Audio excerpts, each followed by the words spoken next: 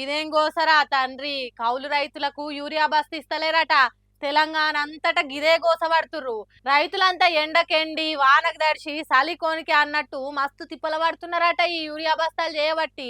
ఓ పారిందాం రాండ్రి రైతులు ఏమంటుండ్రో.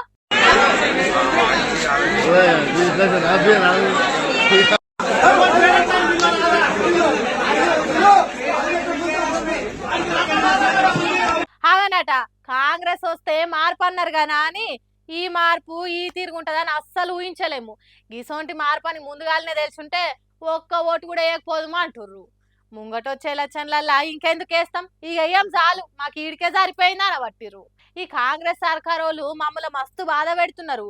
ఇది వరకు 10 ఏళ్ళు కేసీఆర్ ప్రభుత్వం ఉండగానే ఏ తిప్పలు లేకుండే, ఈ కొత్త కాంగ్రెస్ ప్రభుత్వం వచ్చిన కాడికెళ్ళి ఘోరంగా అయింది రైతుల పరిస్థితి అని మొరబెట్టుకుంటుర్రు. అప్పట్లో ఉమ్మడి ఆంధ్రప్రదేశ్ రాష్ట్రంలో ఎసొంటి కథ ఉండేనో ఇప్పుడు సేమ్ మళ్ళా గసొంటి కథనే అవుతుందని అనబట్టిర్రు. కేసీఆర్ ఉన్నప్పుడే బాగుండే, ఎరువులకు ఏ బాధ లేకుండే, దేనికి ఇబ్బందులు రాకపోయేది. స్థానిక ఎలక్షన్లల్లా కాంగ్రెస్ పార్టీ పరిస్థితి ఏందో మాకు అర్థమైపోయింది అంటుర్రు. ఇటు ఈ పెద్దమ్మ పరిస్థితి కూడా సేమ్ గట్లనే ఉందట. 4 ఎకరాలు ఉంటే 2 బస్తాల యూరియా ఇస్తున్నారని అంటురట. ఇంట్లో 4 ఉంటే 4 బస్తాలకు 4. మా కుటుంబం మొత్తం రావాల్సి వస్తుందని చెప్పుకొస్తుంది నుండ్రి. అరే రేవంత్ రెడ్డి ఏమో ముఖ్యమంత్రి యూరియా ఫుల్ ఇస్తానంటాడు. ఏది అంతేనా? ఎన్ని ఎకరాలు ఉంది కొడుకు? నా కొడుకు 4 ఎకరాలు అంటున్నాడు. మరి 4 ఎకరాల మంది ఇస్తారా? 1-2 బత్తాలు ఇస్తాను. 2 ఇస్తాడు, ఇంకా ఎక్కువ ఇస్తాడయ్యా. మరి ఆ 2 బత్తాలు సరిపోతాయి 4 ఎకరాలు? మరి గదే బాపు తోటి నాదోటి. కేసీఆర్ ఉన్నప్పుడు మేము ఎప్పుడు ఇబ్బంది పడనే లేదంటుంది. ఈ బాబాయ్ పరిస్థితి సుత గట్లనే ఉందట.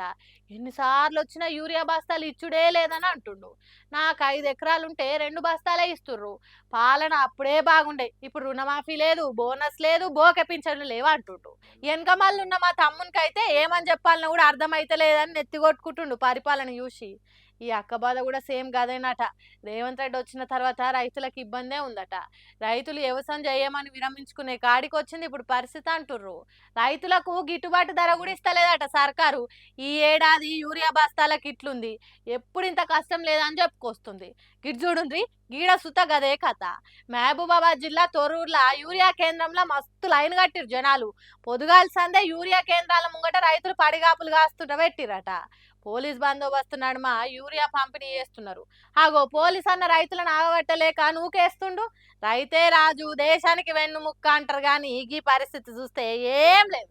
స్వాతంత్రం వచ్చి మొన్నటికి 79 ఏళ్ళు అవుతున్నా రైతుల తిప్పలైతే తప్పుతలేవు. పోన్రి ఏందో ఏమో ఈ సర్కార్లు అన్నం పెట్టేటోళ్ళకే సున్నం పెడుతురని మాట్లాడుతురు అంతా.